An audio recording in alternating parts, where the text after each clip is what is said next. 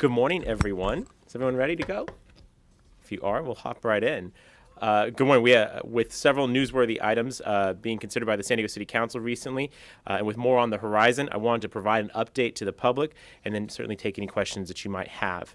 The San Diego City Council is working hard to strengthen our local economy and add jobs locally. And I want to take this opportunity to catch you up on some items that the Council is working on and a few other items of note. Yesterday, the City Council approved the city's economic development strategy. This may sound incredibly dry to many of you, but it has the potential for shaping and spurring local economic growth, both in the short term and in the long term. Speaking of the long term, this has been a bit of a long-term project. I'm pretty sure that it has gone through at least 4 mayoral administrations and dozens of iterations before reaching the version that we approved unanimously yesterday. While it's still, in my opinion, an imperfect document, it is a necessary step forward. The strategy focuses on promoting 4 main base industries for economic growth: manufacturing and innovation, international trade and logistics, military, and tourism. With the approval of the economic development strategy, we can now start looking toward policies and roundtables with local stakeholders. I very much respect the hard work of Council President Pro Tem Sherry Leitner on this, and I'm more than confident that additional progress will be made through her leadership as the chair of the Economic Development and Intergovernmental Relations Committee. On a related topic, as we look to our growing innovation sector, I want to point out to those who may not know that we had a successful second annual San Diego Startup Week last week, with hundreds enjoying a wide range of programs, from pitch fests to tech crawls to demo nights to interactive panels on innovation. The week helped to focus and advance San Diego's tech scene, especially the growing tech ecosystem in downtown San Diego. Now, downtown is home to more than 70 tech startups and will be increasingly important to San Diego's larger innovation economy as more tech entrepreneurs and their employees are demanding urban neighborhoods. And I appreciate the collaboration of the Downtown San Diego Partnership and Civic San Diego in moving us forward. On a related matter, Civic San Diego is currently exploring opportunities for the reuse of our old main library downtown. San Diego, as all of you know, is fortunate to have a new, beautiful, multi-use central library, but we haven't forgotten about the historic former main library nearby. Next year's budget, which will go into effect next Tuesday, includes $75,000 for Civic San Diego to seek potential new uses for the old building. I look forward to Civic San Diego's report on repurposing this building, and am confident that it will remain a beneficial public asset for our city and for the downtown neighborhood. In other economic development news, on Monday, the City Council approved economic development agreements with 2 local breweries that will help keep them in San Diego and generate revenue for the city. The agreements specify that increased tax revenues created by the larger facilities for Ballast Point and Ale Smith will offset fees that the brewers paid to renovate and to move into new locations in the Miramar area. Ballast Point and Ale Smith plan on opening tasting rooms and restaurants, and plan on producing far more beer than they can at their current local facilities. And of course, what does that mean? Jobs. In addition to the temporary construction jobs created through the renovations, Ballast Point plans to add 100 jobs at its new place, and Ale Smith anticipates about 25 at theirs. Our records indicate that tax revenues from all of the craft beering businesses in San Diego went up 300% from 2011 to 2012, and another 50% since last year. We expect that each company will generate approximately $50,000 in sales tax revenue, which is higher than generated by the occupants who were at the sites previous to the breweries. From innovation to incentives and regulatory relief, the city of San Diego is working hard to build up our local economy so that everyone benefits. Now, for the past few months, I have talked more about strengthening our local economy by lifting people out of poverty through raising the minimum wage and allowing workers to earn sick days. That remains a priority effort for me going forward, and the proposal is currently being negotiated with city employee organizations and will likely return to the City Council for further consideration in mid to late July. Another ongoing effort the city continues to pursue is to make our government more efficient. Yesterday, the City Council discussed an informational report from the Huron Consulting Group on its competitive initiatives analysis of the city. In October of 2013, the City Council unanimously supported my plan as mayor to reorganize city government and my request to hire nationally renowned public sector experts to conduct a citywide efficiency study. We are now seeing the results of that investment. It was my hope that this efficiency study could help pave the path forward for reforming the management competition program or looking at other ways to improve city operations and generate cost savings. The report is clear and comprehensive, and will help the city become a model for innovation. Now, the analysis by Huron was also welcomed by our new mayor, Kevin Faulkner, who has proposed a revamped approach to manage competition, the process used by the city that allows private companies to compete with city employees and bid to provide specific city services. The mayor is also exploring a program to reward employees for coming up with ideas that make operations more efficient and to save money. I am in full support of the mayor's response to this report and his approach going forward. I think it's the right thing to do. As the council president and the chair of the budget committee, I remain committed to cultivating efficiencies and moving forward with appropriate fiscal reforms.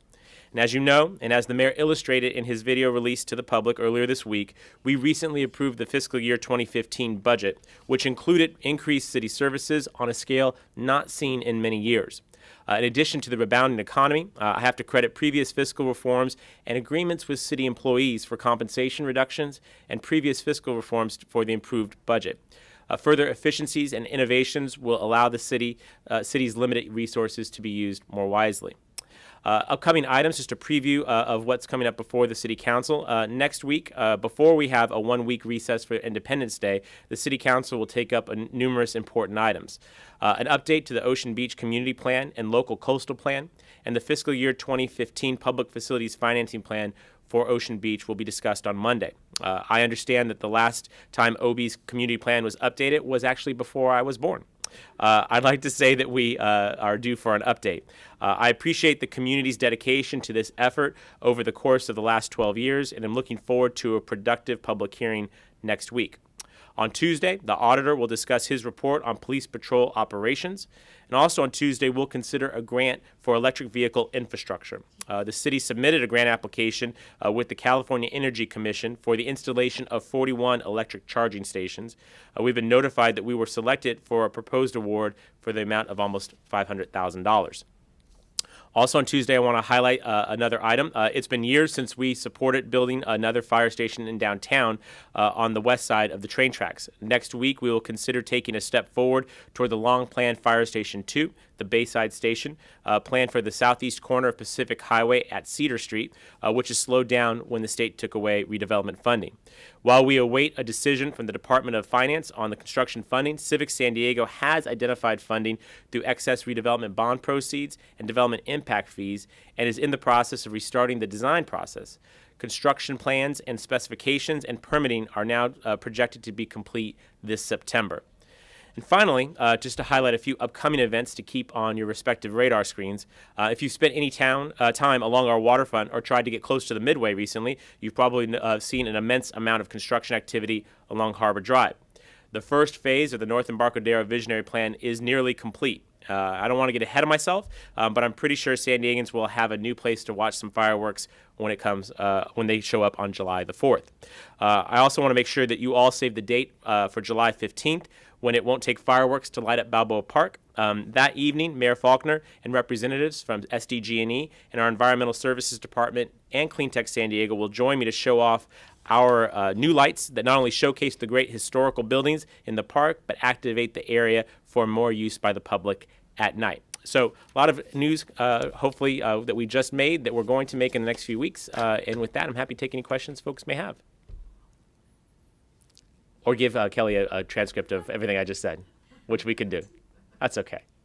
Anyone? On minimum wage, have you had any discussions with the chamber, other people who are self-described still opponents, the mayor, or anybody like that? I've continued to have discussions with lots of different folks on this issue, both in support and in opposition, continuing to listen to what they now think is necessary. You know, the feedback that I had received was that the initial proposal was too high, too fast. And so you saw me last week with the support of some small business owners announce a compromise to take a slower and lower approach. And I think that has yielded some additional support for our proposal. We're now hearing concerns about how this might be implemented, and as well as some questions about the use of indexing going forward. On the regulatory implications, I would note last week the City Council adopted or implemented the oversized vehicle ordinance, which, if memory serves me correctly, created additionally 9 additional positions and hundreds of thousands of dollars of new spending to implement the elimination of RVs from city streets, particularly in the Beach and Bay communities. I think that kind of expenditure shows that we are willing to back up our ordinances with regulation and administration, and I think we would expect nothing different for this. So we're trying to address that, and the independent budget analyst is developing what she believes will be how we can most cost effectively implement that program. With regard to indexing, essentially what I believe this is really key for this proposal. What I've heard from a lot of small business owners is that they are often nervous about minimum wage adjustments because they happen infrequently. And when they happen, they usually are far more substantial than if they were to be done on an annual basis. And so what we're hoping to do with this ordinance, much like the communities of San Francisco and Seattle who have done this themselves, is to provide some predictability to business owners and to employers about the minimum wage. It also helps workers because it allows them to keep up with inflation. What we've seen is, of course, that food, housing, and other key elements of a household budget have gone up year after year, but wages have not. And so this is a key component of our proposal. It's one that perhaps there are ways to compromise on, but I think the 1150 spread out over 5 years is a reasonable approach, and one that I believe will get strong support from the City Council and from the public. What's the timeline on when the council will decide whether it's going to be a ballot measure or an ordinance? I mean, there must be a deadline. Do you have that in your head? I mean, when these decisions will be made? Yeah, it would need to be sometime late July at the latest in order to make the ballot. And as you know from the last week's action at the City Council, all options remain on the table to do this as an initiative, to do this as an ordinance, to do it as one ordinance, or to do it as 2 ordinances. So it's my preference to allow the council to have as much flexibility in their decision-making process. Ultimately, what gets decided will end up being a compromise amongst council members who have different points of view on this issue. And what that is, I can't forecast at the moment, but I do know we have council members who feel strongly about both approaches. And when you say 2 ordinances, one for sick leave and one for minimum wage? Mm-hmm. Correct. Why divide it up? I think that it's just another way to approach it. It's also, because there have been threats of referendum, that may be a means of trying to address those concerns. Do you see a way forward with the incentives that you offered to Alesmith and Ballast Point, along with trying to prop people up and get them better paying jobs? Do you see in the future more of this coming so we can create jobs and maybe pull those people out and kind of offset that opposition that you've had in the past? For the record, I did not ask for that question, but that's the one I'm glad you asked, because that's exactly right. This is a part of a comprehensive strategy that we have here at the city of trying to grow our economy, particularly with regard to middle-class workers. And so you see a series of ordinances, things like raising the minimum wage and providing earned sick leave, coupled with incentive packages like regulatory relief or economic development proposals like what you saw for our breweries. I think you'll see more of both because that's what's necessary. We are in a situation where we are competing with every other city on the face of the earth for talent and for investment. And I think that the strategies that we're pursuing are the ones that have been utilized well in other communities. When you look at vibrant economies of places like Seattle and San Francisco, San Jose, these are groups and these are cities that have taken on local minimum wage initiatives while at the same time going out and really recruiting businesses to either stay in their community and grow or bring them to their community. So I think going forward, not only will you see these 2 packages for the breweries, but you'll see additional ones for other innovation sector-based economies or manufacturing job-related economies. and I expect that would get strong support of the city council. What we know is people want to be here. They want to be in San Diego. We obviously have a quality of life that's second to none. We have great climate. We also have a pretty decent business environment, and the economic development strategy that the council adopted yesterday gives us additional tools to be able to pursue those. So stay tuned, but we are showing that San Diego is prepared to compete globally with these kinds of programs and policies. I think we'll not only compete, but we'll be successful. How great is it to, after all these years, finally get all that reconstruction and renovation done over on Harbor Drive? Yeah. Well, as the chair of the JPA for the North Embarcadero Visionary Plan, I'm pretty excited about it. But what's more important is I think San Diegans are going to love it. And you've seen already some inkling of that. The county waterfront park is a smashing success.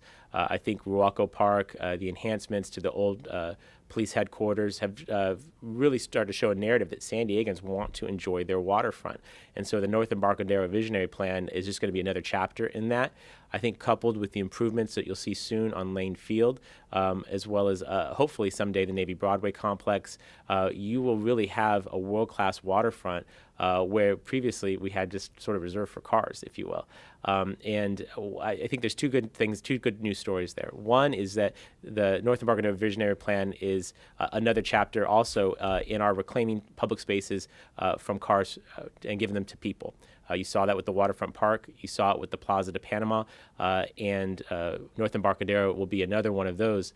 Lastly, I think that the excitement that you're seeing around the waterfront is going to be what allows us to actually implement the additional phases of the North Embarcadero Visionary Plan.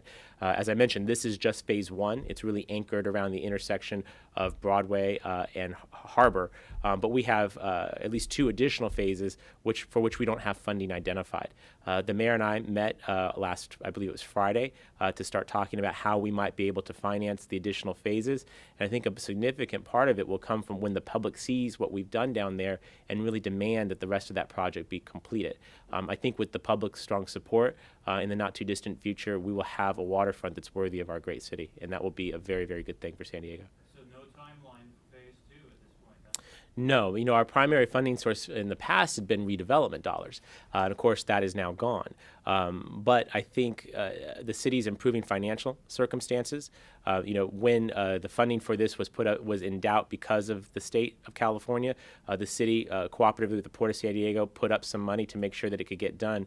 As it turned out, those weren't necessary because the state reconsidered and ultimately released the funds for this project.